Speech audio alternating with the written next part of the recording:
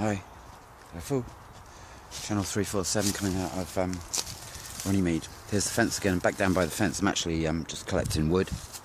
And there's the road. That's the road that goes down to Kennedy. I told you that the other day. And there I am up there. You can't see much at the moment, but I'm just going to do one on well, you know, voting. We're all going to vote, or you lot are going to vote, and talk about, you know, democracy. And basically, I'm going to just let you know what you should do when you go into the voting booth. So let's start off with that. This is what you got to do when you go into the voting booth. All you need to do is just go in, look at it if you want. You can see who's on it, and then write "not represented," and then tick that, and then put it in the box.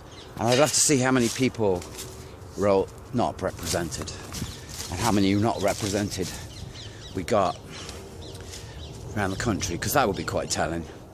And it's a shame, really, I suppose, in a way that, you know, it wasn't thought of a few years ago, because I would have done that. But I'm not even going in the booth now, because I tell you what, you know, here it is. Here's you know, I formed a club the other day, and it's like it's kind of a secret club, really. Plane going over. You see that? That's how close we are. Secret club, right? Between a few of us, you know. Hey, don't we just, you know, boys thing. And the question is, you know, could I rule the world, or could we rule the world between us in our little secret club, and everything in it? And well, I haven't got a lot of money, and so by myself I'm not going to do too much. But if I found a few people, and a couple of those people, you know, had a lot of money or access to, say, you know, the banking system, so that, you know, maybe we could kind of acquire a bank, and then slowly, you know, kind of put a few feeders out in terms of infiltrating the royal family with blood, and then eventually, you know, become the most powerful bank, and then take over the nation's banking system. Because basically that's how it runs at the moment. The answer would be, you need two things to run the world, and one is money. Don't you just money? And the other is secrecy. Because if you go official on it, it's not going to work.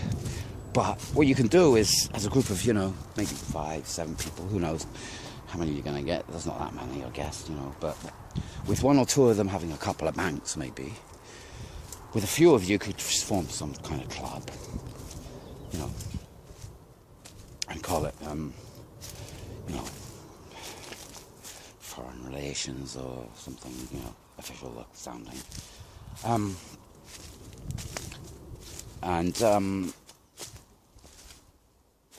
As long as you kept it secret, and that you borrowed or you lent money to countries. This is what Rothschild said. He says, give me the banking system. I don't care what the laws are in any country. And do you know what he did? Between him and Rockefeller, they kind of funded the Second World War. And beyond, what they did was they funded both sides. And even more interesting than that is, before the wars, really, well, they just put money via Karl Marx into the Communist Party in Russia. Those two set up communism in Russia. Secret club, right? No one knows officially about it, but it's actually written everywhere. You can go and look it up. They don't keep it secret. They just call it secret, and because it's called secret, most people go, "Oh, that's secret. You can't look at that. It's a cult." But their interpretation of the word occult is that it's evil, and it's only evil because you won't look at it. It's not evil otherwise. The meaning of cult isn't evil, it's secret. You turn it into an evil because you don't look at it, because it's kind of a secret. It's not official. What we got is, you know, a system set up whereby basically you've got us and them in countries, and then us and them worldwide. So capitalism v non-capitalism was set up because they knew that for 100 years you'd kind of squabble over whether you know, you should have this or that, and they put a military together because one threatened the other so much that it caused, you know, trouble amongst those living in either one of them. And then, you know, within each country, like England's a typical example, just set up a right and left, you know, we do it this way and you do it that way. And that sets up a situation where, you know, you're going to get about half and half in a country. Going to go one way and the other half go the other way. For 100 years, democracy it's called. And it's like, so you can...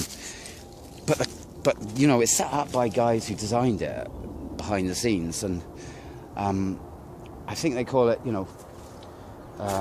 problem, well, part of the thing is problem, reaction, solution. So, you know, if you heard of that one, what they do is they kind of sit down and kind of, okay, what problems could we create, right, for people? We need a few problems. They give them the reaction, right? So you put it in the news, there's a problem, we've given you the problem, and then there's a reaction. And then you provide a solution to the problem that you created in the first place. That's how that's most wars, you know, begin like that, because, you know, men get together in secret clubs and decide what your future's going to be. Anyway, I just thought, you know, please, when it comes to democracy, because I'm setting a club, and I'm going to attract a banker, right, because I've got some music I wouldn't mind recording. And, you know, I haven't got much money at the moment, but I was thinking, you know, with the right person, I could, you know, what's money, right? It's just doing things, isn't it? It's access to doing things, and you just need to know someone who's kind of got quite a lot, like a banker. And I got quite good, you know, a few ideas I mind exploring. I'm going to set up what's called the secret club. It's gonna, but I'll call it official if you like, like an official secrets club. We'll try and make it so that you can look at it. Or bear to, you know, and then, you know, I don't know whether the bank will go for it, but it's not been tried yet, so there might be some money in it for someone if they want to have a go, and you know, anyway, I'm down here by this is the fence, right? This is the kind of brain scan, like, lock me in, don't let me go any further. Came from Switzerland, I think. These fences. They started off in Switzerland. Neutral, yeah, neutral country. Anyways, I'm studying at the moment. I'm studying things. I'll have more to say in a bit. I'm going to collect some wood now. So have a nice day, and I'll kind of put this up later. But it's about really what you're going to do at the official booth for democracy this year. You're going to go in, remember, and you're going to look at it. But you don't have to look at it for long, because you know it's a right and left or middle, you know, situation where, you know, for the next 50 years you might get a green presence. But they can kind of pull that back when they need to, don't worry about that. They're giving you a little taster or something.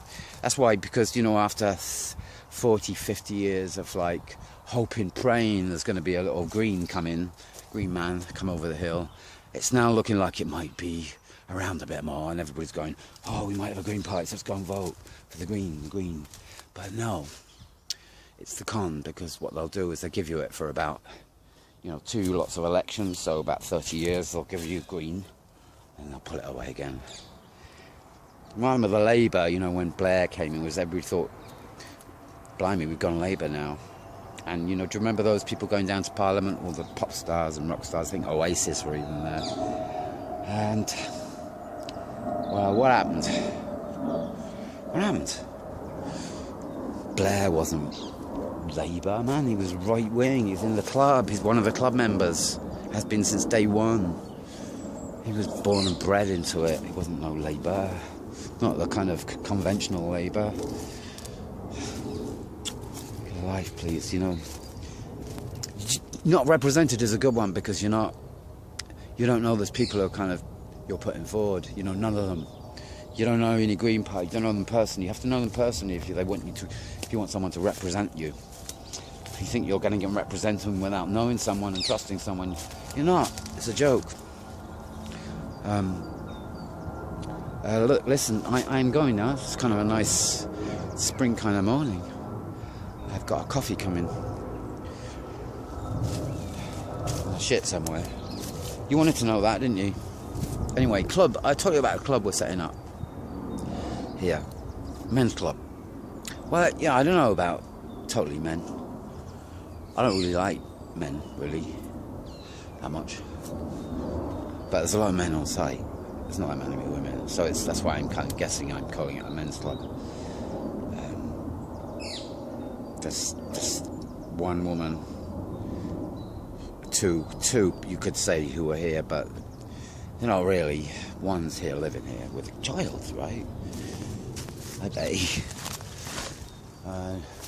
She's permanent. I don't know about other permanents that are all involved in things stuff. I don't see them around that much. I'm getting them. Anyway, it's secrets or not. Right.